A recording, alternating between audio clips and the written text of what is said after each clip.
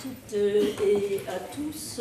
Merci d'être venus nombreux assister à cet atelier des jeunes chercheurs, donc mise en tension des villes coloniales, habitantes, institutions et conflits d'usage.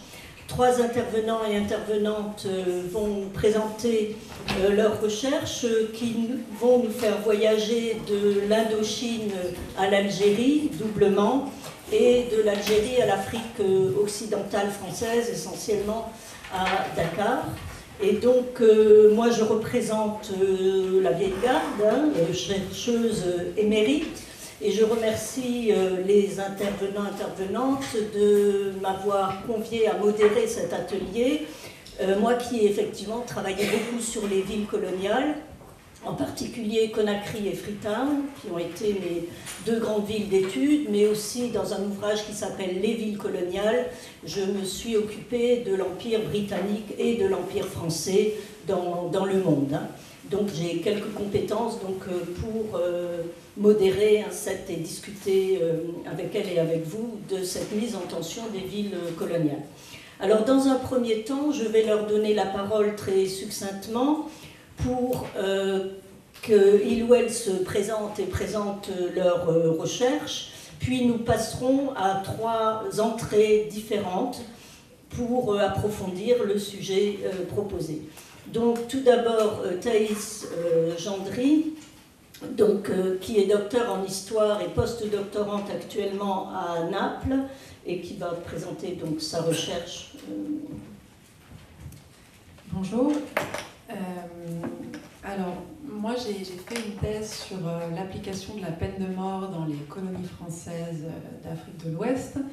J'en partagerai quelques éléments aujourd'hui. Et depuis 2 ans, je travaille maintenant sur l'Indochine, en particulier sur la ville d'Hanoï. Donc je suis en train d'écrire un livre sur la justice pénale dans les colonies et j'analyse la répression des homicides, voilà, dans différents territoires. Donc je vais comparer ce qui se passe en Afrique de l'Ouest et en Asie du Sud-Est. Et pour pouvoir comparer, il faut trouver des objets qui soient comparables. Donc ça a aussi été un moment de réflexion dans mon travail sur les archives et dans l'écriture du livre. Comme objet comparable d'études, donc il y a les types d'homicides. Donc je travaille moi sur la criminalité violente, donc les meurtres, les assassinats. Je compare aussi les politiques répressives, donc à quel type de violence les autorités coloniales s'intéressent. Je travaille aussi sur les acteurs de la pénalité, donc les interprètes, les avocats, les juges, et bien sûr sur l'influence des catégories coloniales de statut, citoyen-sujet, de race, africaine, asiatique, européenne, et de genre. Et comme je vais essayer de le proposer aujourd'hui, il y a un autre élément de comparaison qui est la ville. Voilà, comment est-ce que l'urbanité influence à la fois la criminalité et la sanction du crime dans différentes parties de l'empire colonial. Je le dis maintenant en guise d'avertissement qu'il y a certains détails de choses que je vais présenter qui sont un petit peu désagréables. Je vais parler de meurtres violents, je vais parler d'exécutions, donc voilà, c'est pour vous prévenir que parfois, mais je ferai attention à ne pas partager de détails inutiles. Merci. Donc Victor Delaporte à ma gauche, qui est doctorant à Nanterre, membre de la Casa Velasquez. Anciennement. Vous n'aviez pas précisé. Oui, je suis en train de terminer une thèse de doctorat sur les partisans de l'Algérie française.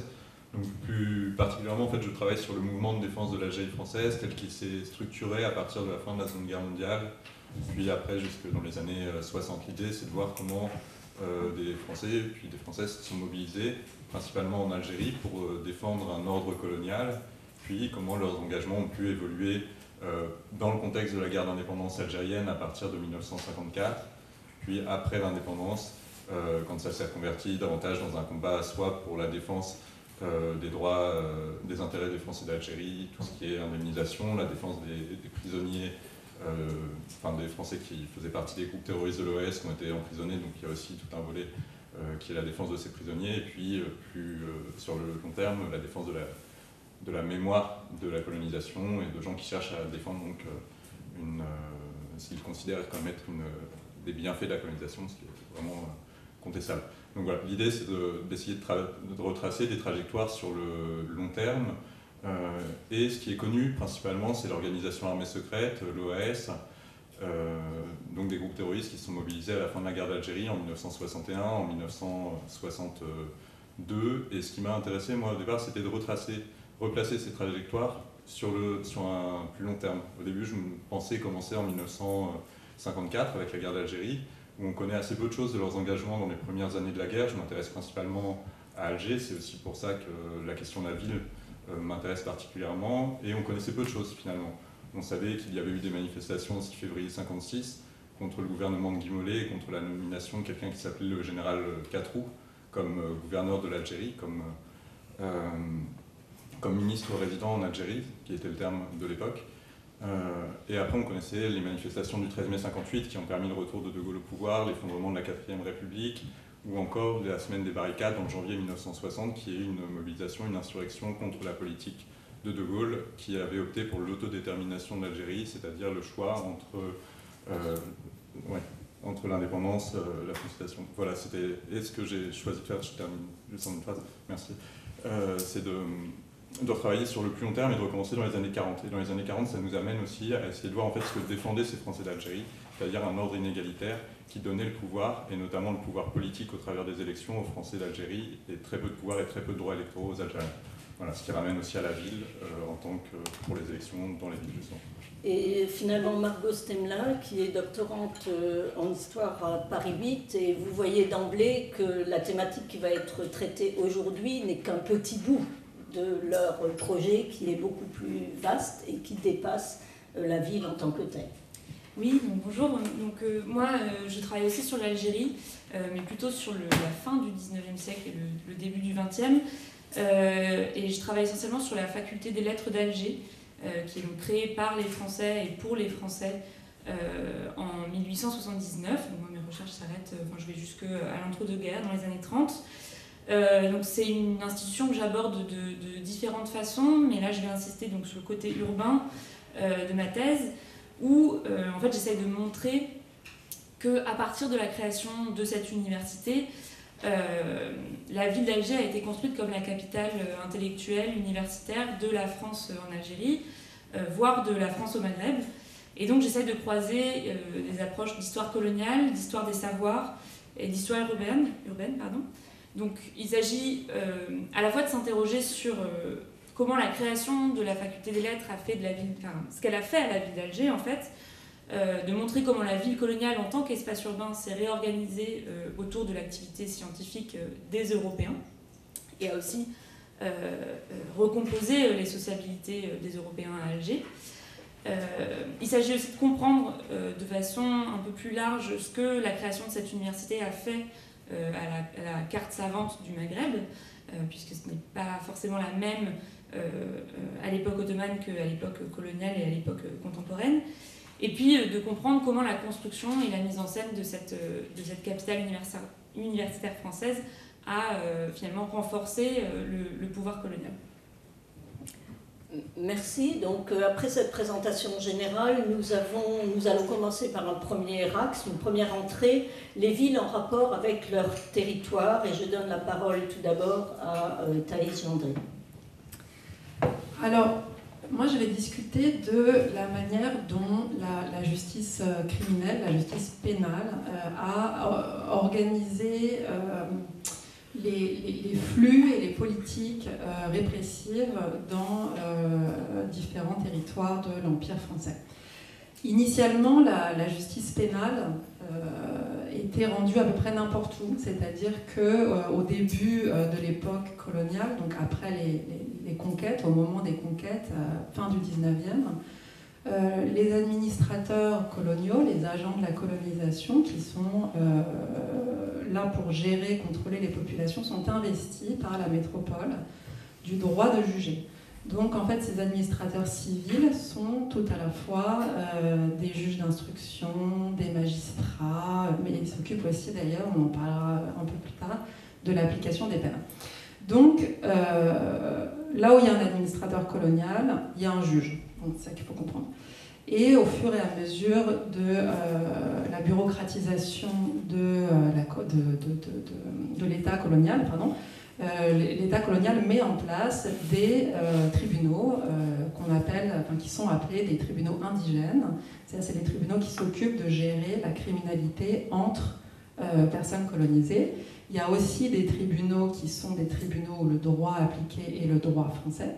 Donc le code pénal, là, en l'occurrence pour ce qui m'intéresse. Et donc ces tribunaux ne sont sollicités, mobilisés que lorsque il y a un Français ou un Européen qui est ou coupable ou victime, ou suspect ou victime. Et donc ces tribunaux, que ce soit les tribunaux français ou les tribunaux indigènes, sont dans les villes coloniales. Et donc au fur et à mesure que l'administration coloniale se professionnalise, que la justice coloniale se professionnalise, il y a une concentration de plus en plus forte du coup de la répression pénale dans les villes de l'Empire. La justice devient urbaine assez tôt dans les territoires de l'Indochine, vers la fin du 19e siècle, le début du 20e siècle. En AOF, c'est un peu plus tardif, il va falloir attendre une ou deux réformes judiciaires pour qu'il y ait des vraies cours criminelles qui soient mises en place. Et donc là, on est plutôt au début des années 30. Et alors, cette concentration de plus en plus grande de la justice pénale dans les villes, ça veut dire que la première expérience que beaucoup de gens ont de la ville, c'est celle du tribunal, en fait. Pourquoi ? Parce que, en fait, les cours criminels n'ont pas des audiences en fonction des crimes qui sont commis. C'est-à-dire que les cours criminels coloniales fonctionnent 3, 4, 5 jours par trimestre. Donc en fait, à 4 moments dans l'année, il y a toutes les personnes qui sont en procès, donc les familles, mais aussi les avocats, les soutiens, les parents, les enfants, qui vont dans la ville coloniale pendant un moment, pendant une semaine, en gros, il va y avoir...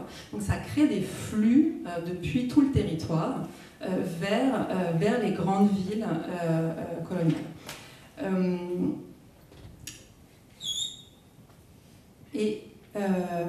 Du coup, cette concentration-là, on va dire, de la répression coloniale dans l'urbanité, elle est présentée par les autorités coloniales comme un moment d'ordre. On va avoir plein d'articles dans les journaux, voilà, la justice française, coloniale, pendant 3-4 jours, etc.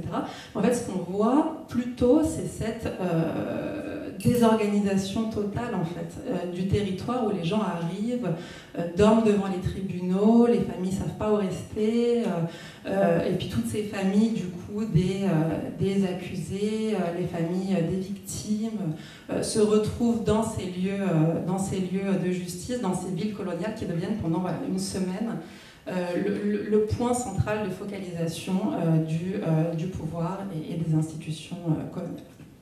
Merci. Et concrétisé par le bâtiment que oui, voilà, pardon, excusez-moi, je n'ai pas commenté la photo. Mais donc, les institutions répressives, coloniales dans les villes sont toujours des institutions monumentales.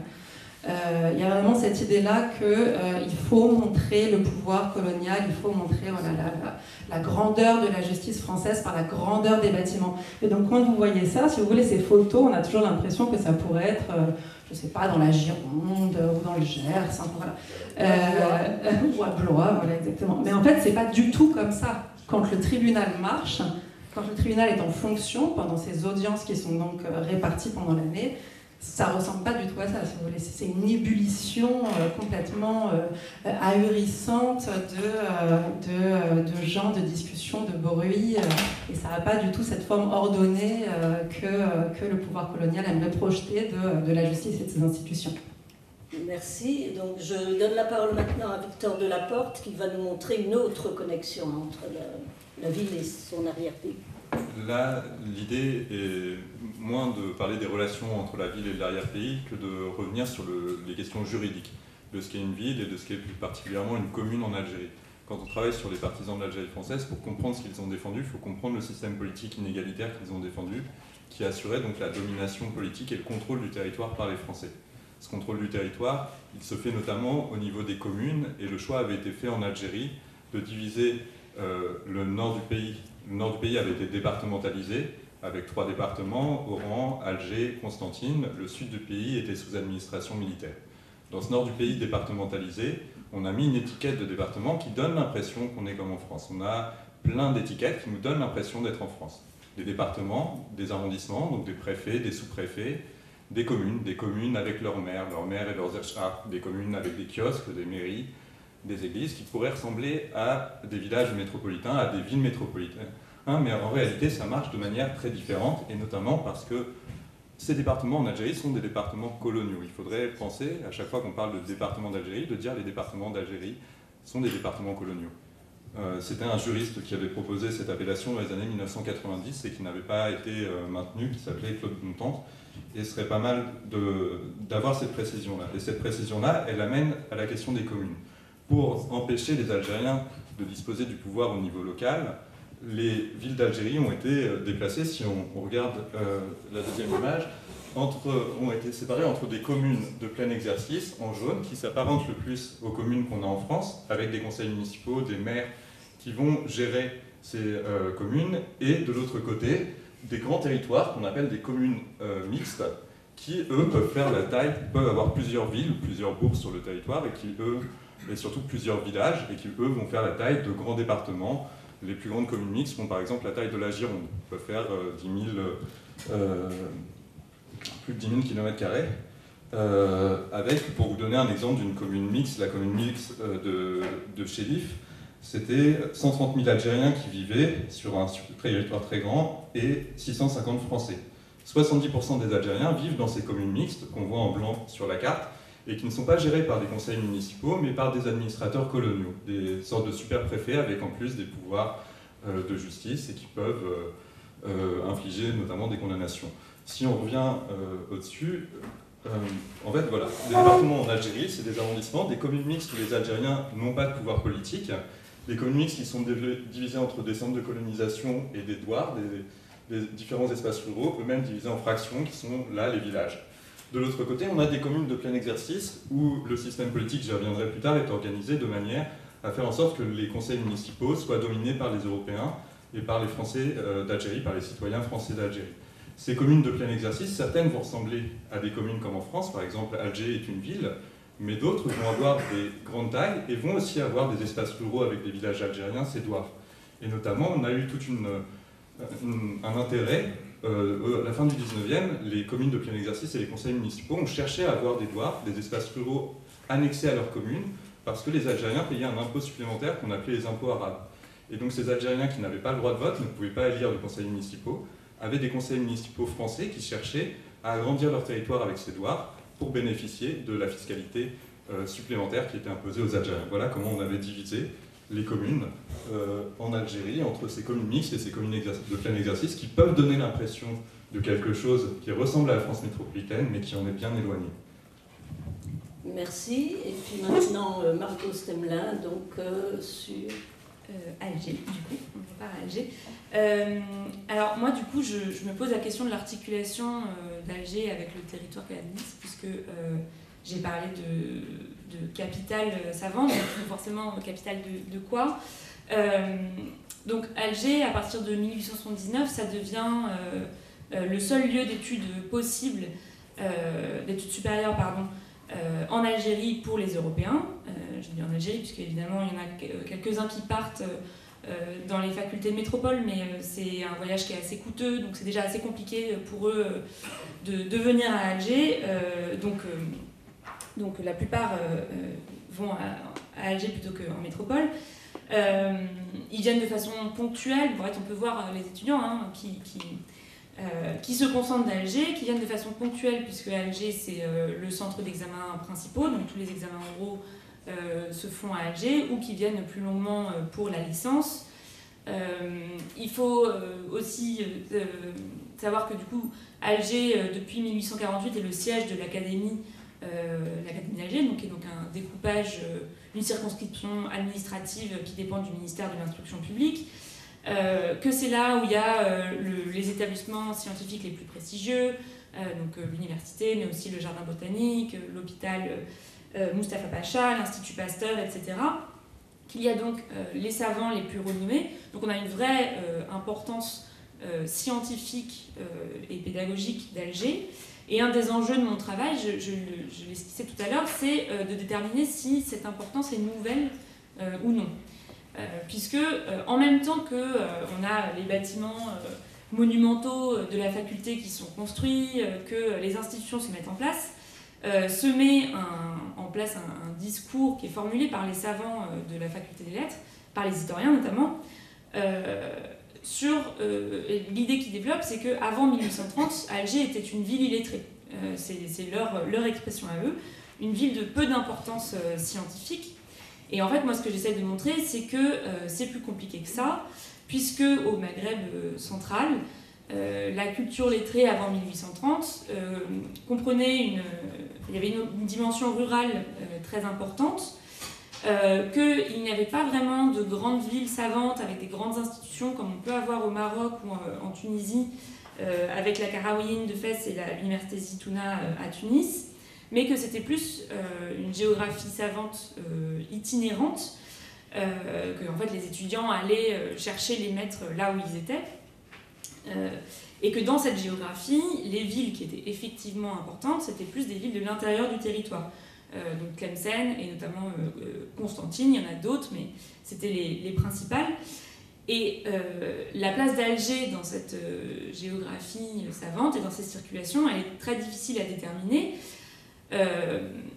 du fait de cette dimension rurale, enfin d'abord rurale de la culture savante, et en même temps parce que tous les reliquats de quelques cultures lettrées qu'il pouvait y avoir à Alger ont été détruits en 1830 quand les militaires sont arrivés. C'est-à-dire qu'on a des traces de récits de ces destructions qui disent « Ah bah là, on a détruit tel marché aux livres avec des copieurs, avec des ventes de manuscrits. On a détruit tel lieu saint. » Et les lieux saints, c'était les endroits lettrés, donc les endroits où il y avait des bibliothèques. Donc en fait, on a quand même quelques traces qui disent que Alger n'était pas du tout une ville illettrée. C'était pas forcément la plus importante, mais en tout cas, c'était pas complètement... il n'y avait pas rien en termes de science, qui était une science, je ne l'ai pas précisé, mais essentiellement liée aux religieux. Donc c'est difficile à déterminer. C'est sûr qu'à partir de 1830, plus encore à partir de 1848 et de la création de l'académie, et encore après 1880, Alger a une importance scientifique nouvelle. Mais il faut nuancer parce que le discours sur la ville illettrée, c'est aussi un moyen de souligner qu'Alger, ville savante, est une création coloniale. Et en fait, ça fait partie du discours classique colonial, de la mise en valeur du territoire algérien par les Français, décliné cette fois dans un versant scientifique et urbain. Voilà. Et en fait, les bâtiments de l'université et la ville entière sont censés être la vitrine de cette modernité scientifique que la France a apportée, la preuve tangible que la France a apporté la modernité. Ce qui fait la transition avec la deuxième perspective, le deuxième axe, les villes comme siège des institutions. Et je redonne la parole à Margot Stemlin pour préciser sur ce thème-là.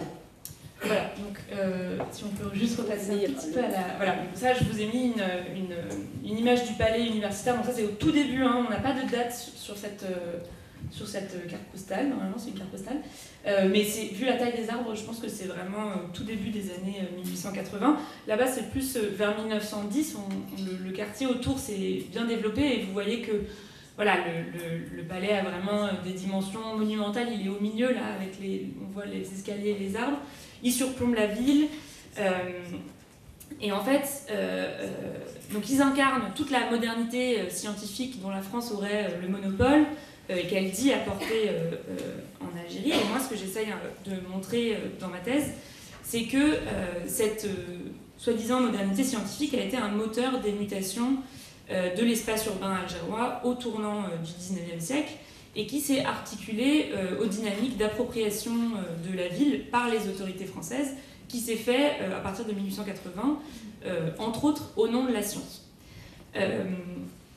Donc le palais, pour ça il faut un peu comprendre dans quel contexte est créé ce palais universitaire. Donc en fait, L'université est créée en 1880, mais le palais a été érigé de 1884 à 1887, avec une architecture de type néoclassique, comme je l'ai mis sur les photos qui suivent, enfin sur les planches, les dessins des architectes, donc avec des références à la culture antique dans l'architecture, mais aussi à l'intérieur des salles. Là, on voit pas grand-chose, hein, c'est une salle de l'école des lettres, mais le tableau qui est derrière, c'est le tableau de l'apothéose d'Homère, où donc Homère est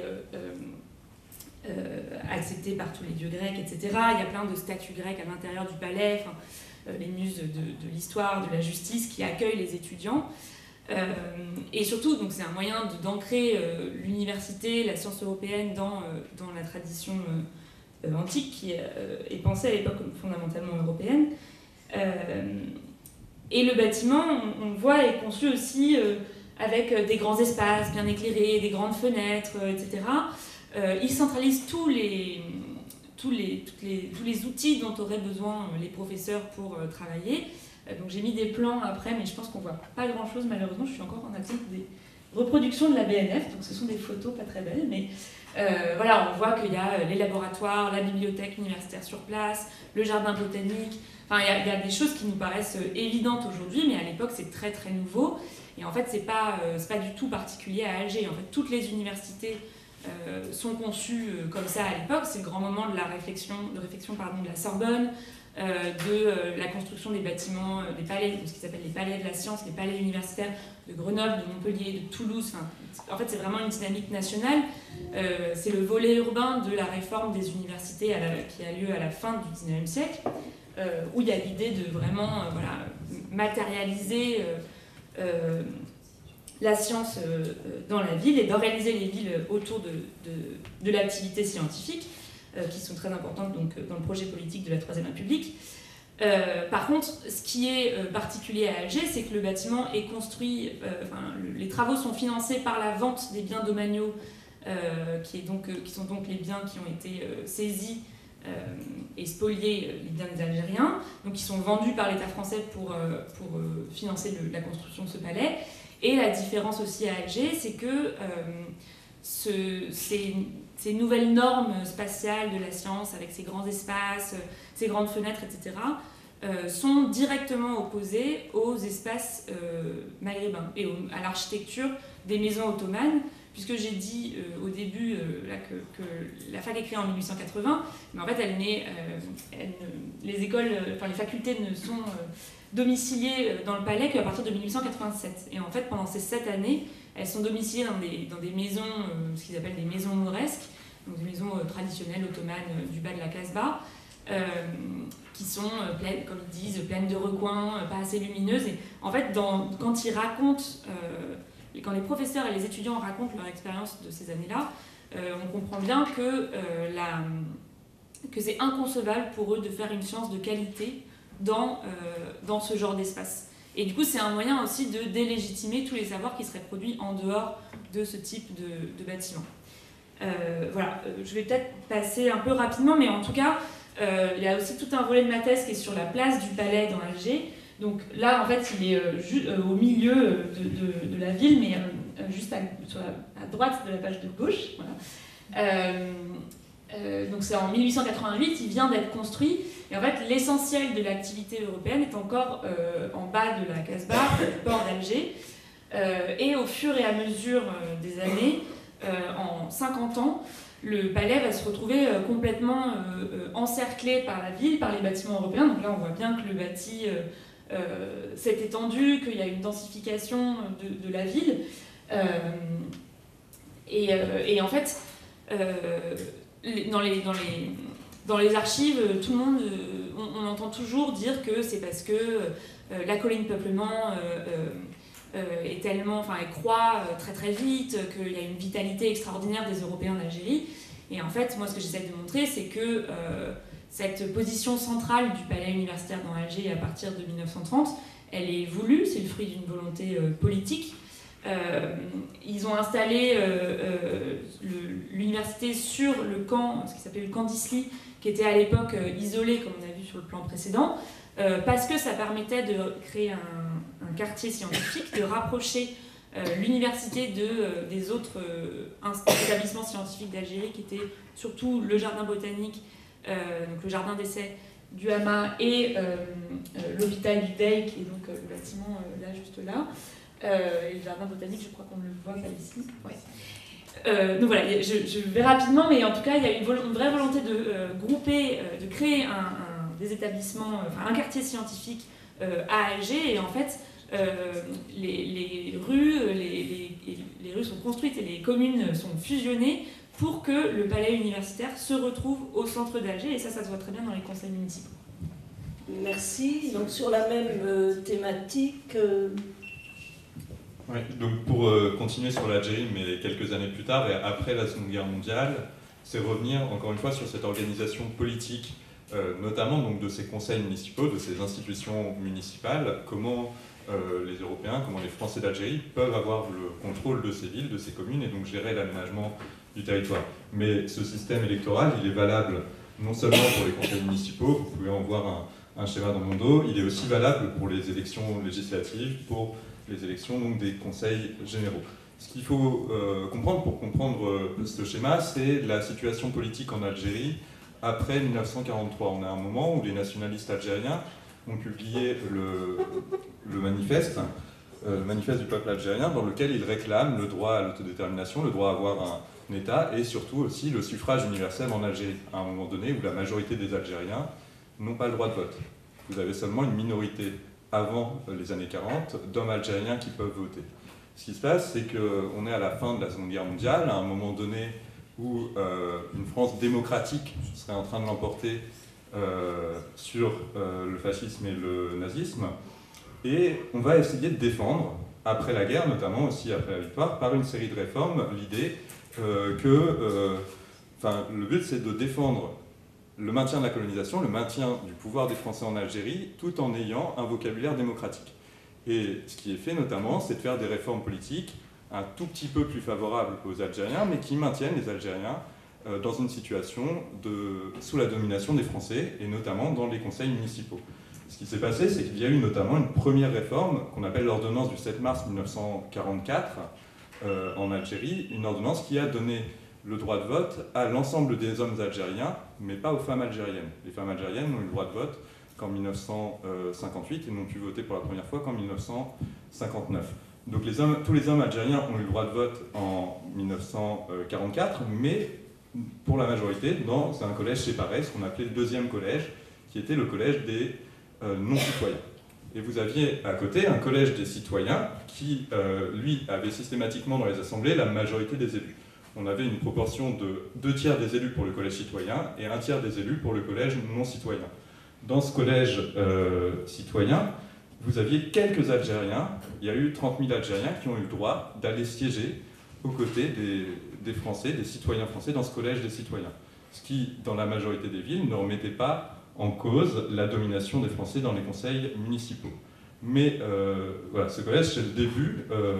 Cette formation, vous aviez déjà 2 collèges, mais avant un premier collège qui avait droit aux 3/5 des élus avant 1944, et un deuxième collège qui avait le droit à... Non, excusez-moi, je m'embrouille. Avant 1944, donc, vous aviez donc quelques Algériens, 400 000 Algériens qui avaient le droit de vote à peu près, et qui pouvaient voter déjà dans un deuxième collège, mais ils n'avaient le droit qu'à 1/3 des élus. À partir de 1944, le deuxième collège, c'est désormais l'ensemble des hommes algériens, et ils ont le droit désormais aux 3/5 des élus. Non, excusez-moi, aux 2/5 des élus, et les Français aux 3/5. J'espère que j'ai embrouillé personne. Et donc, la mise en place de ces collèges-là est très critiquée par beaucoup de Français d'Algérie qui ont l'impression, notamment avec l'accès dans le premier collège de citoyens algériens, que les Algériens vont pouvoir dominer à terme les institutions politiques. C'est une question qui se pose vraiment, notamment dans le Constantinois, où vous avez certaines villes où les Algériens sont très nombreux, et l'entrée dans le premier collège, dans le collège des citoyens d'une partie des Algériens, ça explique notamment les massacres à Guelma. C'est un historien, Jean-Pierre Péroulou, qui l'avait montré, qu'à Guelma, il y a une volonté de la part des Français d'éliminer, lors des massacres coloniaux de mai 1945, une partie des nationalistes algériens dans le cadre de leur accès à la citoyenneté française. Néanmoins, quand on regarde Alger sur cette période de 1944-1945, vous avez par exemple à Alger, donc toujours ces 2 collèges, et un premier collège avec plus de 80 000 citoyens français et seulement 1600 Algériens qui sont acceptés pour voter avec les Français. Donc ce qui assure les Français d'avoir ces 3/5 des élus et de garder le contrôle des municipalités.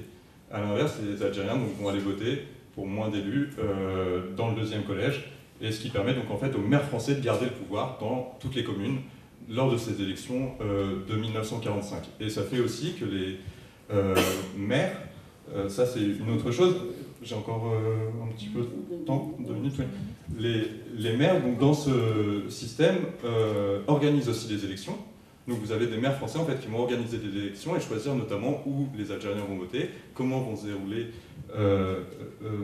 où les Algériens vont voter. Et ces maires français, une partie de ces maires français ont très peur en 1946 parce que donc, pour la première fois en 1945, les Algériens ont le droit d'élire, dans le cadre, si on peut revenir dans le cadre de ce système-là, les Algériens ont eu le droit de voter pour 13 députés à l'Assemblée nationale en 1945, autant que les Français. Donc vous aviez un deuxième collège avec qui représentait la majorité des habitants de l'Algérie qui avaient le droit à autant de députés que les Français d'Algérie. En 1945, les partis indépendantistes n'avaient pas le droit de se présenter aux élections, on a un moment de répression politique. En 1946, il y a une loi d'amnistie, et lors des élections législatives de juin 1946, les indépendantistes ont le droit de se présenter à ces élections et emportent très largement les élections et obtiennent 11 députés sur les 13. C'est un moment où les Français réalisent que lorsque les Algériens ont le droit de vote, ils votent massivement pour l'indépendance.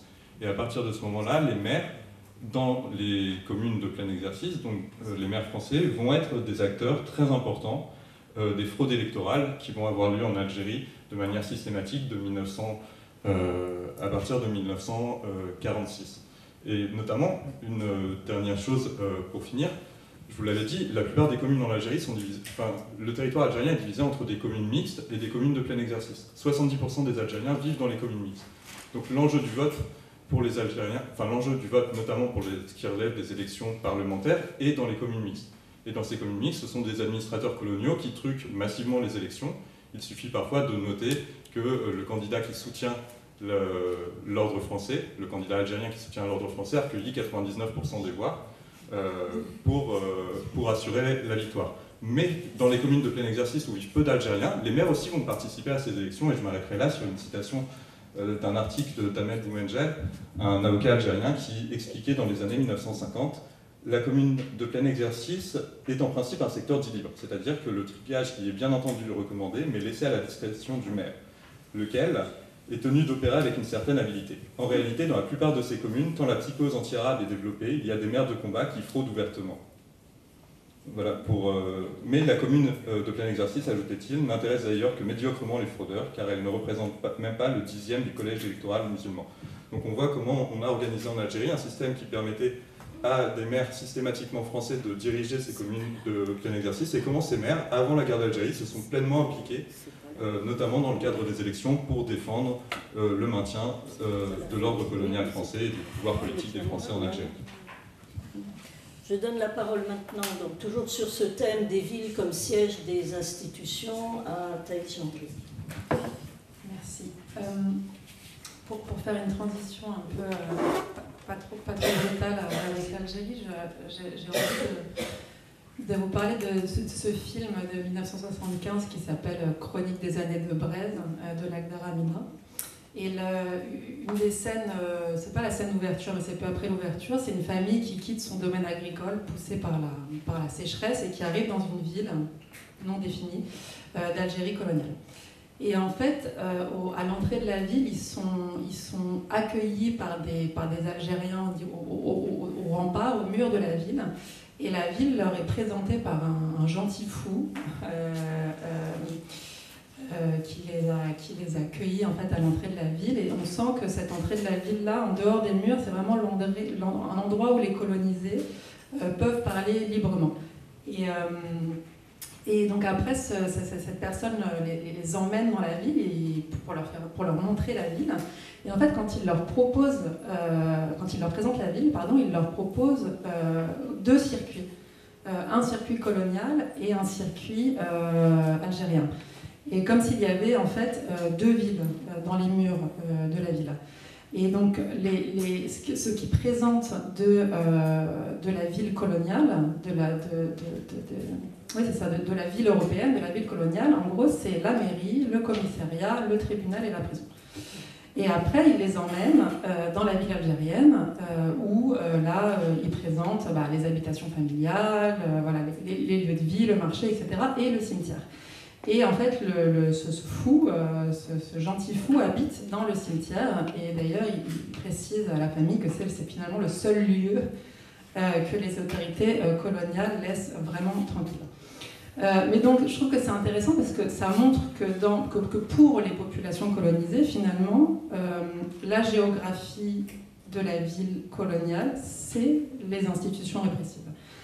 C'est le poste de police, c'est le tribunal, c'est la prison, c'est les casernes militaires, voilà, qui sont encore, et quand on parle encore aujourd'hui avec des Dakarois, des Abidjanais pour l'Afrique de l'Ouest, là où j'ai pu parler un peu, ça reste dans l'imaginaire encore contemporain les symboles les plus importants, la présence urbaine la plus importante, c'est celle des institutions répressives. Et donc là, je vous ai présenté tout à l'heure une photo d'un tribunal, là c'est une photo de la cour, de la prison de Conakry, en Guinée. Et donc c'est la photo de la mise en accusation. Je ne sais pas si vous le voyez, le contraste n'est pas très bon, mais ici au milieu vous avez un homme qui est agenouillé, qui est donc un meneur d'une révolte anticoloniale, au début du XXe siècle, dans le Fouta Djallon en Guinée, qui a été arrêté par les autorités coloniales. Et tout autour, là, assis, vous voyez, c'est censé être ses partisans.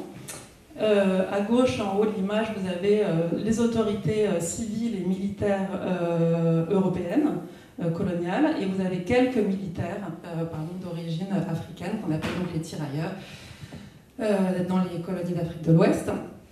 Et en fait, je trouve que cette photo est intéressante parce que c'est sa mise en accusation. Donc là, la cour de la prison, c'est à la fois le poste de police, la prison et le tribunal.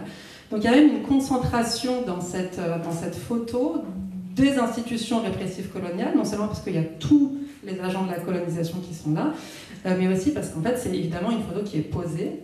Et c'est une photo qui va être en fait publiée dans la Dépêche coloniale, qui est donc un journal colonial à destination de la métropole. Et donc moi je trouve que c'est une photo intéressante parce que c'est vraiment, pour moi ça montre à quel point les Européens ont besoin de se rassurer en mettant en scène les institutions répressives coloniales urbaines.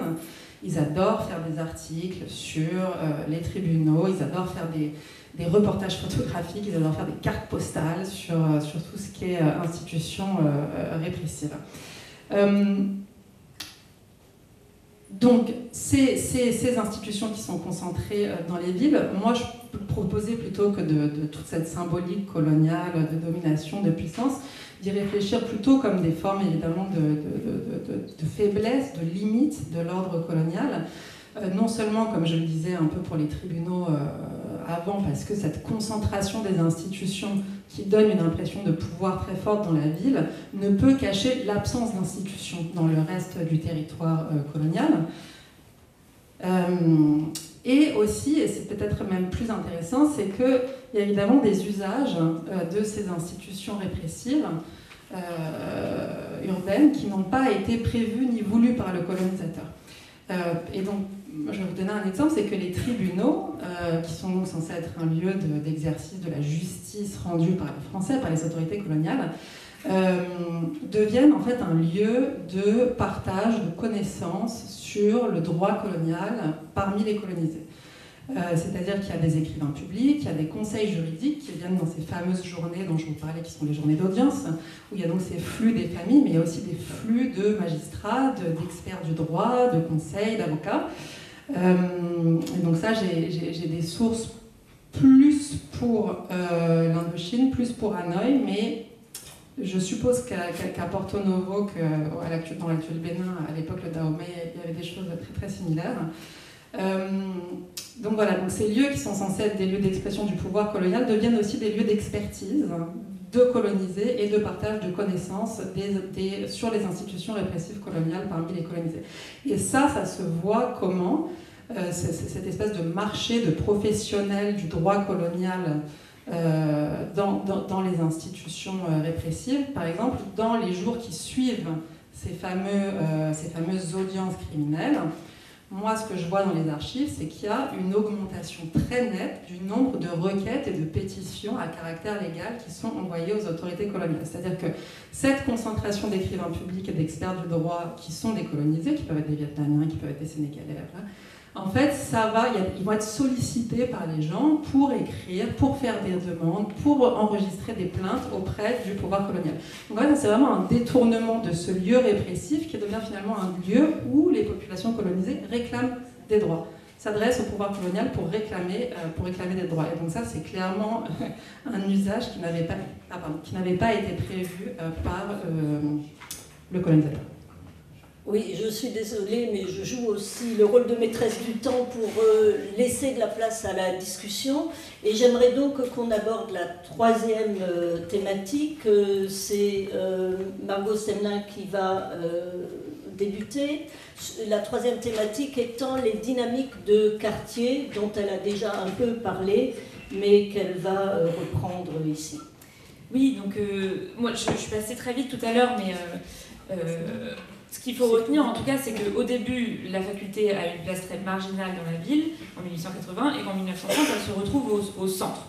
Ça se fait pas du tout de façon lisse. Il y a tout un tas de disputes entre les conseillers municipaux, les promoteurs immobiliers, les militaires, enfin tous les acteurs qui ont une prise en fait sur le foncier. Donc je passe dessus, mais voilà, il faut retenir que ça se fait pas de façon très lisse, mais en tout cas, en 1930, tout va bien. La faculté est au centre. Alors je pensais qu'on verrait un peu plus sur cette carte qui est très dense, mais voilà,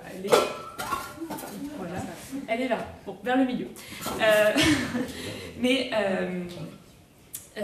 en tout cas, ce que je montre dans la thèse, c'est que c'est certes le centre d'un simple point de vue de localisation, mais c'est aussi le lieu de la centralité sociologique, enfin, de type sociologique, dans le sens où c'est le lieu où s'installent les élites européennes, massivement européennes. Il y a très très peu enfin, c'est le quartier où les Algériens s'installent le moins. Et en fait,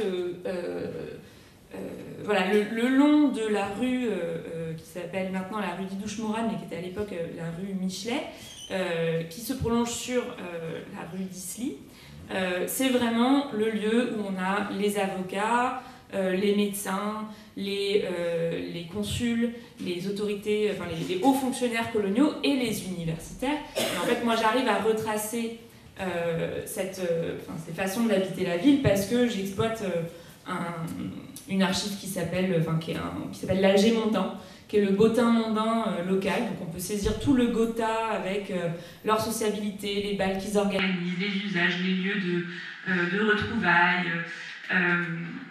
etc., etc. Et en fait, ça donne leurs adresses. Et donc c'est assez facile de saisir cet entre-soi et de le visualiser sur une carte. Enfin, je dis que c'est facile, mais j'ai pas présenté de carte parce que pour l'instant, toutes mes tentatives de cartographie sont très laides. Mais croyez-moi, ils s'installent tous au même endroit et c'est autour de la faculté. Et en fait, ça, du coup, on voit bien que ce quartier, de la même façon que l'université elle-même, en fait, elle se construit sur une double exclusion, qui est l'exclusion des Algériens d'abord, et des classes populaires européennes, qui ne sont ni à l'intérieur de l'université, puisque j'ai aussi fait toute une sociologie des étudiants, ni dans ce quartier-là. Voilà, et en fait, la moindre présence non désirée va poser des problèmes. Donc, par exemple, les travaux qui ont lieu de 1884 à 1887 le palais est construit par 300 ouvriers marocains. C'est insupportable pour les gens, les notabilités européennes qui habitent déjà dans les alentours du quartier. Et après, j'étudie aussi des événements scientifiques qui ont lieu à Alger, notamment le Congrès international des orientalistes d'Alger qui a lieu en 1905, qui est organisé par la faculté des lettres. Et là, donc, c'est un grand moment de représentation des autorités coloniales et du prestige scientifique de la France en Algérie. Et la chose qui est un peu bizarre, c'est que c'est un congrès d'orientalistes, donc d'arabisants, de berbérisants, de gens qui étudient l'Afrique du Nord. Donc en même temps, il faut montrer qu'on est un peu copains avec des Algériens et des locuteurs natifs des langues qu'on étudie, et en même temps, il faut les sélectionner et les trier sur le volet parce qu'on ne veut pas d'Algériens qui pourraient être un peu subversifs. Et donc là, à ces moments clés de grandes fêtes scientifiques où, dans le quotidien, s'il y a une présence indésirable, ça devient tout de suite une catastrophe. Et donc les autorités universitaires, de concert avec les autorités coloniales et la police, vont contrôler tout l'espace, tout le quartier de la faculté pour éviter qu'il y ait des Algériens, lettrés ou pas. Hein. Donc là, je pense particulièrement à la visite en 1905 d'un lettré égyptien qui inquiète beaucoup les autorités coloniales. Et puis après, ça se voit au moment des travaux, comme je l'ai dit. Voilà, donc il y a vraiment une tension, un contrôle de qui circule dans ce quartier, quoi. On reste en Algérie avec un usage différent de l'espace. Oui, donc j'avais pour l'instant surtout parlé de la période d'avant la guerre d'indépendance algérienne, à un moment donné où en fait les autorités françaises, et notamment dans le cadre des élections dans les villes, avec les maires, ont organisé un blocage politique pour empêcher les victoires électorales des indépendantistes algériens. Les indépendantistes algériens n'ayant pas pu obtenir une victoire dans les urnes, n'ayant pas pu obtenir l'ouverture de négociations pour l'indépendance par des victoires électorales, ont changé de stratégie et ont lancé donc une guerre d'indépendance à partir de novembre 1954.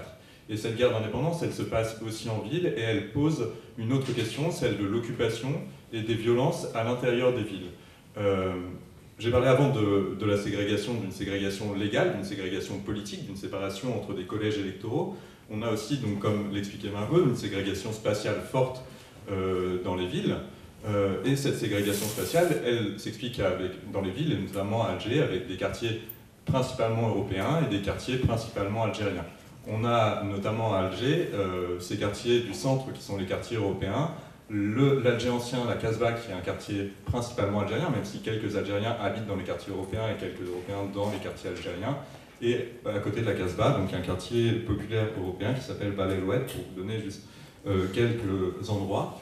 Et à Alger, la guerre ne commence pas par des violences et par des attentats, mais par une mobilisation, par la naissance d'un mouvement social pro-Algérie française, avec des gens qui organisent des manifestations pour revendiquer l'exécution des condamnés à mort indépendantistes algériens et pour aussi s'opposer à toute réforme politique de l'Algérie, pour faire une pression sur le gouvernement, pour que le gouvernement intensifie en fait la répression. Notamment, ces manifestations, elles débutent surtout après la victoire du gouvernement de Guy Mollet, qui avait fait campagne lors des élections législatives pour la paix en Algérie. Et donc pour faire pression sur Guy Mollet, et notamment parce que Guy Mollet s'était prononcé avec condescendance pour le suffrage universel, pour le collège unique en Algérie, mettre fin à ce double collège électoral, il y a des manifestations tous les jours, fin janvier, début février, de pieds noirs dans le centre d'Alger, et des manifestations qui vont vers des monuments symboliques, notamment autour du monument aux morts, qui est une manière de rappeler aux Français que les pieds noirs se sont engagés pendant la Seconde Guerre mondiale pour libérer la France métropolitaine, et que les Français métropolitains doivent à leur tour traverser la Méditerranée pour venir défendre la souveraineté coloniale française en Algérie. C'est une manière aussi, au niveau du monument aux morts, qui est un monument qui est aussi lié à la conquête coloniale, de rappeler aux Algériens que la conquête coloniale s'est faite par la force, et que les Français d'Algérie se maintiendront aussi par la force s'il le faut. Ce monument aux morts, il est à proximité du gouvernement général, donc du siège de l'administration française en Algérie. Donc on a ces manifestations de février dans le centre d'Alger, autour des lieux de pouvoir, qui sont des manifestations donc françaises pour défendre la souveraineté coloniale. Et ces manifestations s'arrêtent vers le 12 février, à un moment donné, où on a des manifestations qui ont été, elles, oubliées, qui n'apparaissent pas encore dans l'historiographie, des manifestations d'Algériens. On retient surtout les premières grandes manifestations nationalistes d'Algériens en décembre 1960. Il y a eu à Alger en 1956 des contre-manifestations algériennes.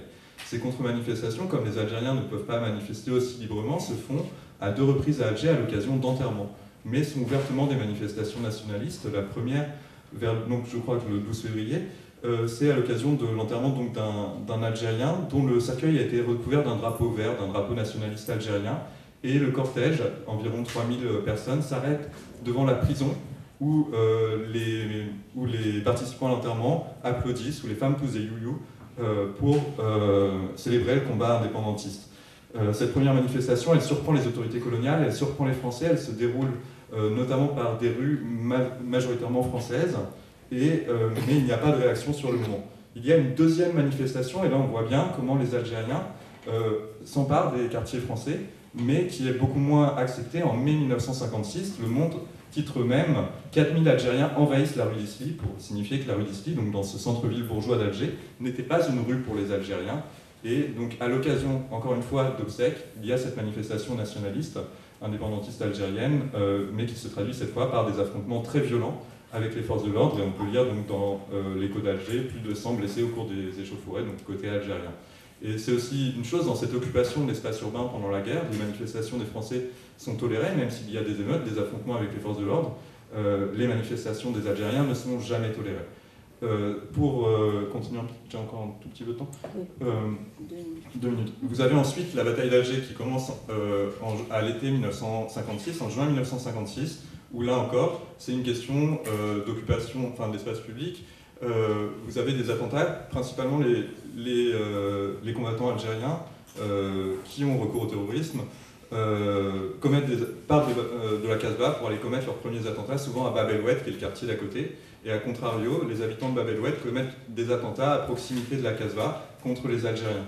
Et vous avez l'armée française qui a fermé Bab el-Oued. C'est une autre question d'occupation de l'espace et de la ville pendant la guerre, qui avait clôturé Bab el-Oued avec des checkpoints et qui contrôlait les entrées et les sorties. C'était une manière de contrôler les populations algériennes et d'éviter les attentats dans les quartiers européens. C'était aussi une manière, en cas de manifestation des Européens, pour les empêcher en fait, d'accéder et d'aller commettre des violences dans la Casbah. Pour terminer, avec la guerre, il y a des mouvements de population très importants, des Français qui vont vers les villes, mais aussi des Algériens qui viennent s'installer en ville et à Alger. Et en 60, Alger est désormais une ville majoritairement algérienne, alors qu'elle était auparavant une ville majoritairement française. Et si en janvier 1960, sur cette photo-là, on voit des manifestations françaises dans le centre d'Alger, c'est une insurrection des barricades pour protester contre la politique d'autodétermination dont j'avais parlé du général de Gaulle. Il y a un rapport très intéressant à la fin du mois de janvier 60 où un commissaire ou un préfet, je ne sais plus, écrit que pour lui c'est la dernière grande manifestation des Français d'Algérie à Alger parce qu'ils n'ont pas encore compris que lors des prochaines manifestations, ce seront les Algériens qui descendront dans la rue et qu'on ne pourra pas contenir les Algériens désormais majoritaires. Et c'est ce qui se passe en décembre 1960, c'est un rapport d'une grande préséance, c'est ce qui se passe donc, sur l'autre photo en décembre 1960, où vous avez la venue de De Gaulle en Algérie, des manifestations et des violences des Français d'Algérie, des violences contre l'État, les représentants de l'État, des violences aussi, beaucoup de violences contre les Algériens à cette occasion des manifestations pro-Algérie française de décembre 1960. Et les Algériens répliquent avec des très grandes manifestations indépendantistes et nationalistes dans le centre-ville d'Alger à ce moment-là. Voilà, je m'arrête là pour montrer comment vraiment cette occupation du centre-ville, c'est aussi un enjeu pendant la guerre et dans le cadre des violences de la guerre. Et un renversement au cours de ces nombreuses décennies que vous avez étudiées.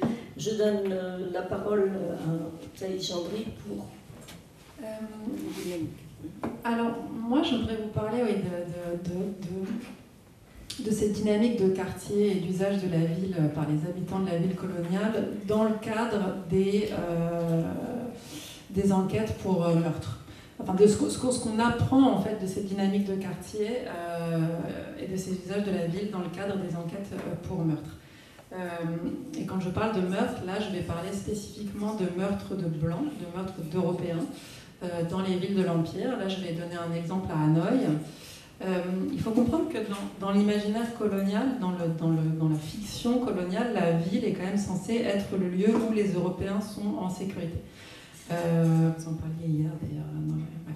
Et donc, quand un Européen est victime d'un assassinat, d'un meurtre, les autorités coloniales sont très agitées. Très agitées. Quand la victime est une personne colonisée, que ce soit un Africain ou que ce soit une personne asiatique, il y a beaucoup moins de mobilisation, évidemment, de la police en particulier. Mais ce qui est intéressant, c'est que quand un Européen est victime, en fait, ce qu'on voit dans les dossiers d'enquête, c'est qu'il y a toujours 2 enquêtes qui sont menées en parallèle. il y a une enquête qui est menée chez les Européens et il y a une enquête qui est menée chez les populations locales. Et très souvent, ces enquêtes montrent des choses très différentes sur le quotidien des personnes qui habitent dans les villes. Et surtout, on n'apprend pas les mêmes choses sur ces Européens qui ont été tués. En général, les Européens qui sont victimes de meurtres, qui sont tués, en particulier en Indochine, au Vietnam, c'est beaucoup des Européens qui vivent à la frontière quand même entre les populations locales et les populations européennes. Alors c'est beaucoup des Européens qui fument de l'opium, c'est beaucoup des Européens qui fréquentent des maisons de prostitution. Donc c'est quand même beaucoup d'Européens qui sont aussi en lien avec, on va dire, l'underworld, la paix un petit peu franco-vietnamienne qui se développe dans les villes. Je vais vous donner un exemple qui est le cas du meurtre de Monsieur Mangin, qui est donc pharmacien grand fumeur d'opium, qui est tué donc dans sa maison, dans sa chambre à Hanoï au début des années 10. Il est tué chez lui. Et en fait, dans l'enquête qui est menée auprès de la communauté européenne, la suspecte principale, c'est sa femme. Parce qu'il l'avait surprise en plein adultère avec un jeune soldat de passage. Et il avait fait un esclandre public qui avait terni la réputation de sa femme dans toute la communauté française du coin, de ce quartier-là. Et donc, du coup, les rumeurs publiques, les commérages sur cet assassinat donnent la femme comme coupable. Et alors après, quand on va voir l'enquête qui a été menée dans les quartiers indigènes, dans la ville indigène, donc auprès d'autres personnages qui sont eux aussi à la frontière entre ces mondes colonisés et ce monde des colons qui sont les domestiques, qui ont une mobilité entre ces deux mondes, on se rend compte que le principal accusé est un ancien domestique qui était maltraité par Monsieur Mangin. Et d'ailleurs, le rapport explique que, je cite, Monsieur Mangin était très dur pour les indigènes qu'il frappait et brutalisait. Il faut se rendre compte que le niveau de violence exercée par les colons sur les populations colonisées est très élevé au quotidien. Donc pour qu'un rapport de police prenne la peine d'utiliser un vocabulaire qui vous paraît en fait là assez tiède, mais qui pour un milieu colonial est finalement assez net, ça veut dire que M. Mangin était vraiment particulièrement violent. C'est-à-dire que son niveau de violence pouvait même être désapprouvé par d'autres Européens, par d'autres colons, par d'autres...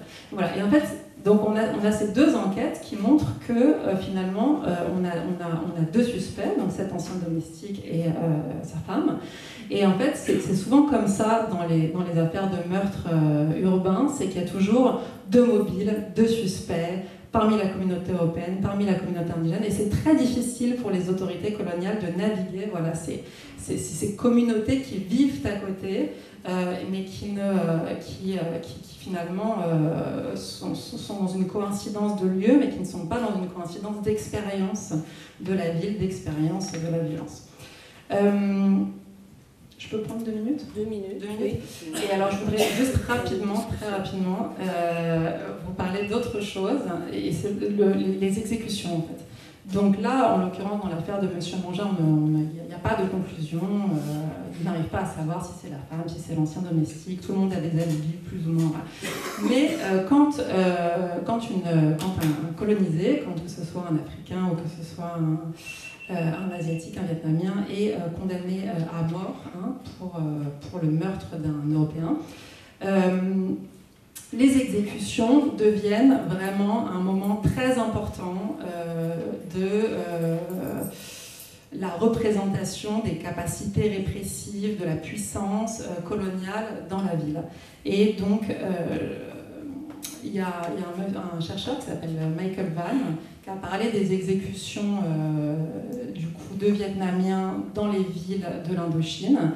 Et en fait, ce qui est très intéressant, c'est qu'il montre que contrairement à ce qu'on pourrait imaginer, c'est-à-dire que le public des exécutions serait des Vietnamiens, le public des exécutions en Indochine, ce sont principalement les populations blanches en fait, Et lui, il explique que c'est ce moment des exécutions, où c'est principalement des gens qui sont exécutés pour des violences, des homicides contre des blancs, ça devient un moment de catharstique, de raciale blanche, où la communauté européenne se retrouve et essaye de s'auto-persuader de son pouvoir, de la force de ses institutions répressives, de sa capacité à maintenir l'ordre colonial, voilà, par ces moments d'explosion de violence que sont les exécutions à la guillotine, qui sont souvent suivies de l'exposition du corps des suppliciés et qui donnent aussi lieu à des séries de photographies, donc des cartes postales, de têtes coupées et qui sont en fait extrêmement populaires dans les salles de contrôle. Donc il y a toute cette géographie de la violence où on voit voilà, donc ces tensions raciales, ces tensions sociales qui à un moment voilà, donnent lieu à ce genre d'événements ultra violents que sont ces exécutions de colonisés dans les villes coloniales. Et vous précisiez que l'arrêt des exécutions publiques est contemporain de l'arrêt en France, c'est-à-dire oui, en 1939, pour des raisons sur lesquelles on peut revenir. Voilà, je vous remercie d'avoir à la fois été précise et d'avoir tenu le temps pour laisser de la place à une discussion qui va être ouverte. Donc à vous la parole, un micro va circuler, je pense. Donc, quels que soient les thèmes, selon les questions, la réponse se fera par une ou plusieurs personnes, ça dépendra des questions. À l'avant, nous avons 2 questions. Une question vis-à-vis de l'Algérie post-Seconde Guerre mondiale et qui est aussi en rapport avec ce qui se passe plus largement dans le continent africain. Mais il y a toute une série de mouvements syndicaux qui ont lieu justement en Afrique, hors Afrique du Nord, parce qu'Afrique du Nord je ne sais pas trop, où ces mouvements vont consister justement à demander plus de droits et il y a aussi un exode rural important qui se fait en Afrique dès les années 50 et j'aimerais savoir, est-ce que ces mouvements sociaux ont aussi eu lieu en Algérie? Et ça, et une deuxième question, c'est par rapport à l'extension du droit de vote. Parce que en Afrique, c'est avec la loi Lamine Gueye en 1946 que ça se fait. Et j'aimerais savoir, est-ce que cette loi a eu un impact en Algérie ou pas? Oui, allez-y, oui. Oui, alors, merci beaucoup. Ouais, je vais faire très concis. Sur les mouvements sociaux, effectivement, pour l'Afrique subsaharienne, c'est plutôt beaucoup autour des syndicats. C'est un peu moins le cas en Algérie. Enfin, en Algérie, c'est beaucoup. Vous avez des syndicats qui sont assez puissants, notamment le PCA, mais comme les syndicats restent beaucoup des syndicats dominés par les Français, parce qu'on a aussi beaucoup de Français à ce moment-là en Algérie, le combat indépendantiste se fait dans le cadre des partis indépendantistes beaucoup plus que dans le cadre du mouvement syndical. Mais les partis indépendantistes développeront après, notamment pendant la guerre, un mouvement syndical indépendantiste à part, notamment de la CGT en Algérie. Sur l'extension du droit de vote, oui, en fait, la loi Lamine Gueye, elle est pour tout l'Empire. Néanmoins, en fait, elle ne donne rien. C'est-à-dire que c'est une loi symbolique. Tout le monde, on avait avant 1944 des citoyens français et des indigènes juridiquement, comme catégorie juridique. À partir de 1945, pour l'Algérie, on a des citoyens et des non-citoyens. Avec la loi Lamine Gueye, tout le monde devient citoyen, sauf qu'elle a été votée, notamment parce qu'elle a été... Enfin, cette loi, elle comporte un cheval de Troie, en quelque sorte, à l'intérieur, c'est-à-dire que tout le monde est citoyen, mais des lois et des décrets détermineront dans quelles conditions s'exerce la citoyenneté. Et ce qui fait que tout le monde devient citoyen en Algérie, mais les lois électorales prévoient des doubles collèges. Et ça, c'est aussi le cas dans certaines colonies. En fait, les lois, il n'y a pas de... La loi Lamine Gueye donne le titre de citoyen, mais n'implique pas le suffrage universel. Oui, pas le suffrage universel, mais comme vous l'avez dit, un double collège, et donc ce déséquilibre entre le nombre d'électeurs et le nombre d'élus réservés, mais quand même une application du droit de vote et au niveau des assemblées territoriales aussi. Non, mais oui, puisqu'il posait... Alors pour l'Algérie, c'est pas la même chose. Lamine Gueye, c'est effectivement... là, c'est vous qui êtes compétent. Voilà. Une autre question? Je voulais savoir comment les espaces urbains sont réappropriés après les indépendances, si notamment les sièges des institutions que vous nous avez présentées, ou quelles qu'elles soient, judiciaires, etc., s'il y a une volonté de se les réapproprier avec d'autres usages. Je pense notamment aux prisons qui des fois vont devenir des centres pénitentiaires, hein, les dictateurs vont sévir aussi, mais où est-ce qu'il y a une volonté de passer à autre chose? Les deux. Moi, ça peut être très rapide. L'université dont je parlais, c'est l'université actuelle, l'université Alger 1, sur la fac centrale, qui est toujours une université. Et après, pour les autres lieux de savoir, moi j'ai beaucoup travaillé sur la bibliothèque nationale aussi. Et pareil, ça a été conservé en tant que bibliothèque nationale, même si maintenant, elle s'est dédoublée. Et donc maintenant, il y a un bâtiment un peu plus moderne qui a été construit. Mais oui, ils ont tout à fait gardé ces espaces-là en tant que lieu intellectuel. Et ça rend leur étude d'autant plus difficile parce qu'en fait, il n'y a pas vraiment de coupure qu'il y a eu. Enfin, c'est une source de prestige encore. Et du coup, avoir une approche critique de ces institutions, c'est un peu difficile, notamment dans le cadre d'une historiographie nationaliste post-indépendance en Algérie. Le palais de justice à Hanoï? Il est toujours là, c'est plus un palais de justice, c'est devenu comment on appelle ça, un bâtiment du gouvernement, mais c'est plus le tribunal. Mais par contre, pour les prisons, je pense que l'exemple d'Hanoï, là aussi, ou même de l'Indochine est intéressant. La prison centrale d'Hanoï, qui est une prison qui a été construite par les Français, est devenue ensuite la prison dans laquelle les Américains ont été emprisonnés et torturés pendant la guerre du Vietnam. Et après, c'est devenu un musée. Et alors là, le musée, moi j'ai eu la chance de pouvoir y aller, et c'est une muséographie très très impressionnante. Ils ont vraiment recréé une mise en scène avec des statues de cire, de prisonniers. Voilà. Il y a aussi la guillotine qui a été utilisée par les autorités coloniales, qui est donc dans une immense salle. Elle est là, c'est très, très, très impressionnant. Et c'est devenu un lieu du coup de mémoire qui est critiquable certainement. Hein. Enfin, je veux dire, la muséographie est très, très partiale. Hein. Moi, je veux dire, c'est quand même une muséographie qui a été pensée par un régime autoritaire, communiste. Voilà. Mais il y a quand même vraiment, c'est quand même un lieu très impressionnant, je trouve, de réflexion sur ce qu'a été la répression coloniale. Et il y a un truc complètement ahurissant, c'est que le soir, ils font des expériences immersives où en fait ils prennent des gens, c'est qu'en vietnamien, c'est pas en français, hein, donc moi j'ai pas trop compris ce qui se passait, mais les gens qui viennent sont comme des prisonniers vietnamiens de l'époque coloniale, et donc on est de pièce en pièce en se faisant hurler dessus par des gens déguisés, habillés en matons de prison. Voilà, donc ça c'est un exemple un peu particulier, mais sinon il y a quand même beaucoup de lieux répressifs qui ont disparu. Par exemple, le pénitencier de Fotoba en Guinée, il n'y a plus rien, il y a 3 pierres, voilà.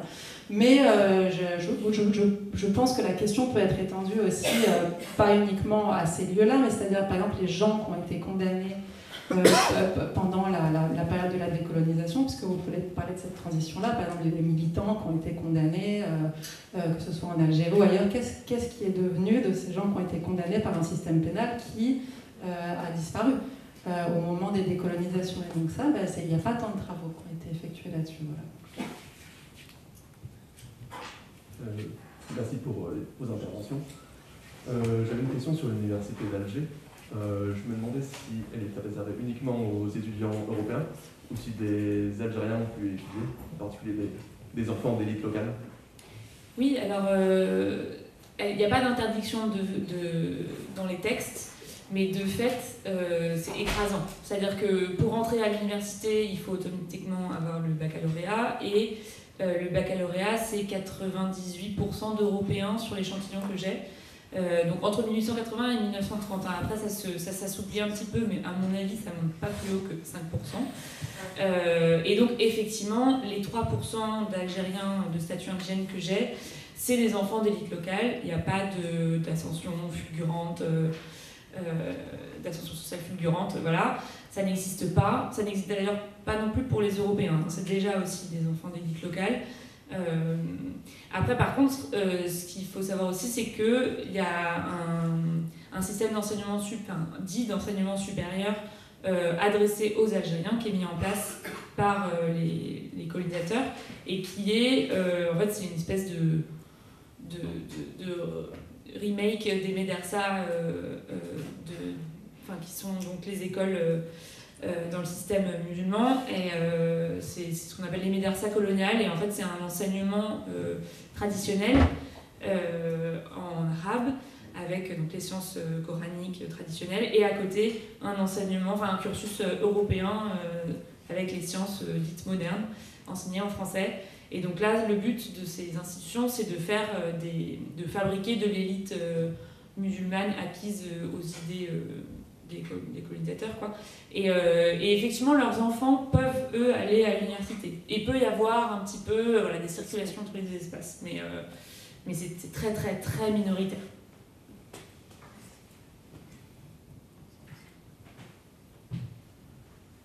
Moi, j'aimerais qu'on puisse revenir sur une des premières cartes que vous avez présentées, monsieur, sur l'organisation administrative. Voilà, celle-ci-là, entre les différents types de communes. Est-ce que vous avez des explications sur la manière dont a été choisie ces deux grandes entités? Est-ce pour des raisons économiques? Est-ce pour des raisons fiscales? Est-ce que vous avez des éléments sur... Parce que ça, j'allais dire, ça a commandé tout le reste de l'histoire administrative de l'Algérie et politique. Ces entités-là, d'abord, en fait, l'Algérie a été organisée a été sous contrôle militaire. Et en fait, à partir de... il y a tout un conflit entre les colons qui revendiquent des droits politiques et qui revendiquent d'avoir les mêmes droits politiques que les métropolitains. Et ce qui implique avoir des communes. Et donc, progressivement, en fait, on a le passage tout au long de la deuxième moitié du XXe siècle d'une partie de l'Algérie d'un contrôle militaire à un contrôle civil. Ce qui explique notamment la départementalisation du nord de l'Algérie, alors que les territoires sahariens restent sous contrôle militaire. Et petit à petit, dans les années 1880, en fait, on a distingué, donc, une partie des centres de colonisation sont devenus des communes de plein exercice de manière à doter les Français de conseils municipaux et qu'eux puissent gérer l'aménagement du territoire. C'est ce qui explique que c'est plus petites, que les communes de plein exercice sont plus petites que les communes mixtes, qui restent des grands territoires gérés, cette fois-ci non plus par des administrateurs militaires, mais par des administrateurs coloniaux qui sont placés sous l'autorité des sous-préfets. Voilà, si ça répond à vos questions. Et notamment parce que les communes de plein exercice vont être dans les espaces les plus denses, les plus denses dans les espaces les plus urbanisés, avec une population française importante.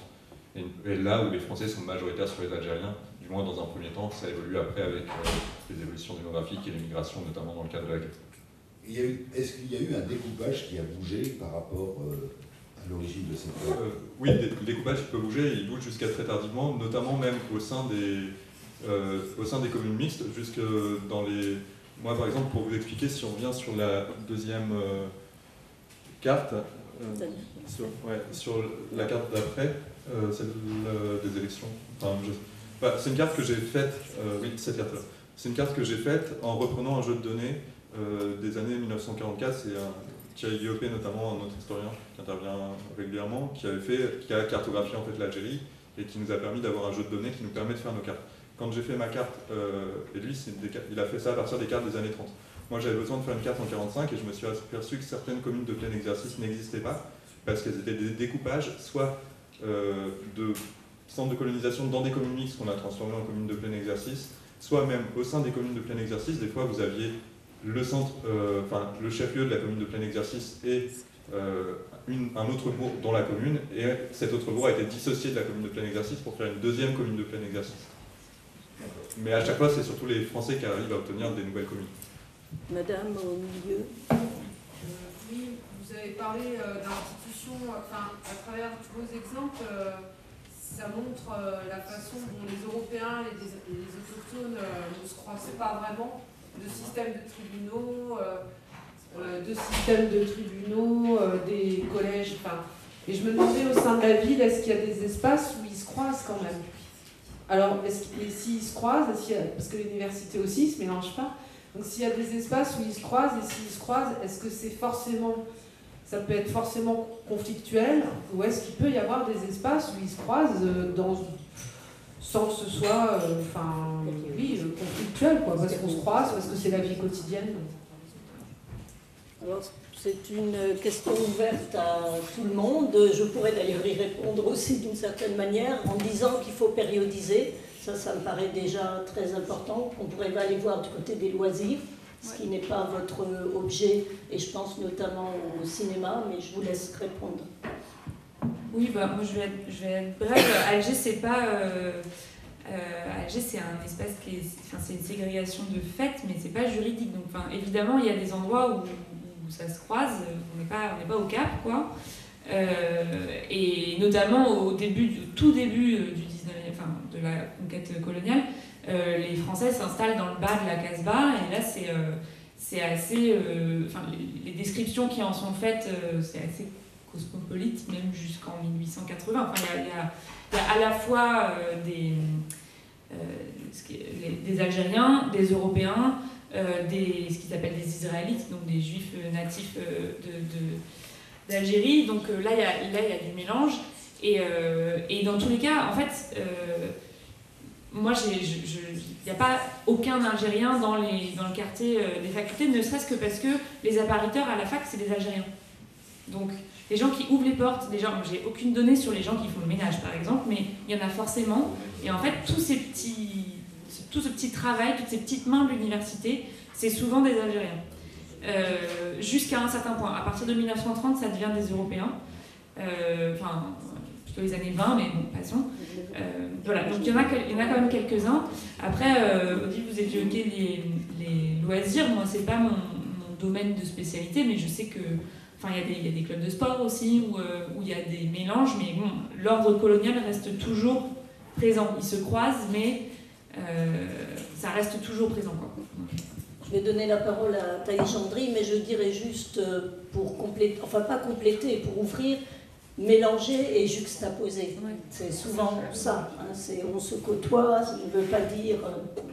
Oui, moi je pense qu'on a souvent envie d'imaginer qu'il y avait des lieux où les gens pouvaient se rencontrer et que les statuts indigènes, citoyens, races tombaient au sol, mais en fait malheureusement la réalité de la colonisation fait que c'est pas le cas, quoi. La colonisation, c'est vraiment la colonisation est fondée sur la discrimination raciale, politique, culturelle et sociale, et ça c'est une donnée fondamentale, quoi. Et du coup, je vais citer un ami qui s'appelle Nourdine Amara qui dit que la colonisation c'est une coïncidence de lieu, mais jamais une coïncidence d'expérience, en fait. Et du coup, oui, alors dans le cadre professionnel, oui, ils travaillent sur le même lieu, mais encore une fois, c'est une coïncidence de lieu. Mais c'est pas une coïncidence d'expérience, c'est une coïncidence de vie. Donc voilà. Alors, je dirais que les lignes bougent quand même dans les années 50, peut-être, pas dans vos expériences. Bon, mais... Pour l'Algérie, il y a aussi des questions d'âge, de période de la vie. Par exemple, on peut être enfant, et les enfants vont se retrouver ensemble à l'école primaire, où il va y avoir quelques Algériens, une minorité, mais plus les gens vont vieillir, moins ils vont se mélanger. Autant un enfant peut aller jouer avec d'autres enfants algériens, autant quand il va devenir adolescent, adulte, il ne va pas se marier avec des Algériennes ou l'inverse. Il y a aussi cette ségrégation-là qui se fait aussi en fonction des générations. Il y a ce qu'on a appelé des mondes du contact. Il y a des endroits où il y a des contacts aussi et du travail ensemble, notamment dans les milieux syndicaux, notamment le Parti communiste algérien qui est un parti politique mixte. Mais après, notamment avec la guerre ça rigidifie à nouveau encore plus la société, et notamment avec des violences parce qu'on est identifié comme algérien ou parce qu'on est identifié comme français. Et c'est notamment les cas des attentats à la bombe. Les attentats à la bombe, on pose des bombes dans les lieux fréquentés par les Français, on pose des bombes dans les lieux fréquentés par des Algériens. Et là, voilà, qu'on soit en contact, qu'on ait des amis algériens ou des amis français, ça repose aussi des choses différentes. Une autre question?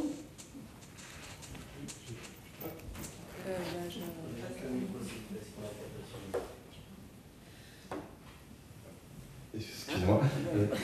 Ça va être assez rapide. En fait, c'est juste dans le cadre de la WEF, sur les 4 communes du Sénégal, sur la justice, est-ce qu'il y a une différence? Parce que finalement, ils sont citoyens. Ou est-ce que c'est la même chose? Est-ce que la représentation est la même du tribunal aussi, etc. Merci pour la question. Je n'ai pas travaillé sur les 4 communes du Sénégal, évidemment, puisque c'est un cas trop particulier. Surtout que moi j'ai fait ma thèse sur justement les meurtres commis, enfin les crimes commis entre Africains et qui sont jugés par les tribunaux indigènes. Donc en fait, de facto, ça a laissé les 4 communes du Sénégal. Donc juste pour expliquer, les 4 communes du Sénégal, ce sont les anciens comptoirs esclavagistes et les premières villes françaises, européennes au Sénégal, qui en fait, dont les habitants ont obtenu en 1848 la citoyenneté française pleine et entière. Donc c'est-à-dire que contrairement, pleine et entière, non. Non, voilà. Avec le statut personnel. Avec le statut personnel. Polygames. Voilà. Non, oui, c'est ça. C'est, mais pour le droit civil, ça dépend. Mais pour le droit pénal, pour l'élection, pour les hommes, oui. Voilà. Pour le droit pénal, c'est le code pénal métropolitain. Pour le droit civil, en effet, du coup, il y a encore des pratiques qui ne seraient pas autorisées en France hexagonale, mais qui sont autorisées dans les 4 communes. Et donc, du coup, en effet, ils sont jugés dans des tribunaux qui appliquent le droit français indépendamment de leur couleur, leur race, comme on disait à l'époque, puisqu'ils sont citoyens. Mais je n'ai pas travaillé sur les pratiques. Je vous pousserai à lire Albert Londres, Terre d'ébène, que vous connaissez peut-être, donc Albert Londres, le grand journaliste, et il a justement un chapitre sur Dakar où il dit ces Dakarois, ils embêtent tout le monde parce qu'ils vont faire des procès pour tout, on a intérêt à faire attention à ce qu'on dit devant eux. Bien sûr, c'est tout le cynisme aussi d'Albert Londres, il faut connaître ce journaliste. Oui. Ma question porte aussi sur les pratiques juridiques, enfin la justice. Et j'étais assez intrigué par votre remarque sur l'idée que les requêtes augmentent après les sessions judiciaires. Et ma question, puisque ça se lit à travers les archives, est-ce qu'on a une idée de comment se fait justement la circulation, la transmission d'un savoir du droit du colonisateur dans ces contextes? Est-ce que ce sont des gens qui ont eux-mêmes eu affaire et qui, par expérience, en fait, ont appris, ou est-ce que... Enfin, j'ai pas d'autres hypothèses, mais je pose la question. Non, c'est un peu l'objet de mon travail actuellement, donc c'est en cours. Ce que je vois, c'est qu'il y a des écrivains publics stars, enfin, je veux dire, qui ont une clientèle qui augmente. En tout cas, je retrouve leurs écrits. Alors ça, c'est particulièrement facile, enfin pas facile, mais en tout cas, on peut l'étudier plus pour le Vietnam parce qu'en fait, les signatures, ils signent, les écrivains publics, contrairement à ce que je peux voir en AOF, où c'est signé de la personne qui fait la requête, alors que je sais très bien que c'est un écrivain public. Et donc, n'étant pas moi spécialiste en calligraphie, etc., je ne sais pas si c'est les mêmes personnes qui écrivent ou si juste tout le monde écrivait pareil à cette époque-là, ce qui me paraît probable. En tout cas, pour Hanoï, pour le Vietnam, je peux reconnaître des écrivains publics qui se spécialisent, ou en tout cas dont une grande partie de la clientèle, c'est des requêtes d'ordre juridique. Donc c'est tout, hein. Ça peut être l'allottement d'une rizière, ça peut être une dispute pour un divorce, ou alors ça peut être en effet, et c'est comme ça que je suis rentrée par là, des gens qui signalent un crime aux autorités coloniales. Alors ensuite, sur ce qu'est la création de cette expertise vietnamienne du droit colonial, là encore, le Vietnam est un cas, je pense, particulièrement intéressant, puisqu'il y a eu, par exemple, typiquement, des revues qui, à l'époque, là je reprends la terminologie coloniale, s'appelait franco-annamite, et donc en fait, le droit colonial en français était traduit en vietnamien, et donc il y a eu quand même une circulation assez tôt des analyses jurisprudentielles, des décisions de justice, mais aussi des circulaires et des réorganisations de ce qui était appelé la justice indigène. Donc il y a eu tout un travail fait aussi par une partie des élites vietnamiennes pour que ce savoir-là soit accessible en vietnamien. Voilà, il y a ça, il y a ces réseaux-là. Alors après, les réseaux d'écrivains, j'avoue que je ne sais pas comment je pourrais en savoir plus. Un autre exemple que je trouve intéressant, qui cette fois est un exemple de l'AOF, c'est au Dahomey, c'est un journal qui est publié à Porto Novo, dont le nom m'échappe là, excusez-moi, mais où l'un des rédacteurs principaux est une personne qui a été formée au droit en France. C'est un Ouest-Africain, mais qui a été formé au droit en France. Et en fait, il a une rubrique qui est en fait une rubrique de commentaires des procès. Et en fait, le ton qu'il utilise, c'est très drôle, enfin, c'est vraiment drôle en fait. Il reprend les discussions qui ont eu lieu dans les salles d'audience. En fait, il fait un commentaire d'audience en disant « Ah tiens, si elle avait répondu ça, certainement le truc aurait été requalifié comme ça. Si la question avait été posée comme ça, certainement elle aurait pu... » Voilà. Et donc moi, ce que j'imagine, peut-être que c'est moi qui fantasme, mais c'est que c'est quand même une manière d'éduquer les gens à comment on se tient dans une audience. Il critique beaucoup, par exemple, la manière dont les gens se comportent. Il ne faut pas répondre comme ça, il ne faut pas utiliser ce ton-là, il faut utiliser un ton plus conscient. Donc voilà, en fait, il enseigne quelles sont les injonctions on va dire, la bienséance, l'étiquette du tribunal colonial. Voilà. Et en fait, on sent que ces scénettes-là sont écrites pour être lues, pour être jouées. Donc est-ce qu'après, il y a des gens qui les jouent et que comme ça, on développe une connaissance? Je ne sais pas. En tout cas, il me semble qu'il y a une volonté comme ça, surtout venant d'un spécialiste du droit. Voilà, merci pour votre intérêt. Vous constatez que l'histoire est toujours en train de s'écrire et que les jeunes chercheurs et chercheuses ont beaucoup à apporter.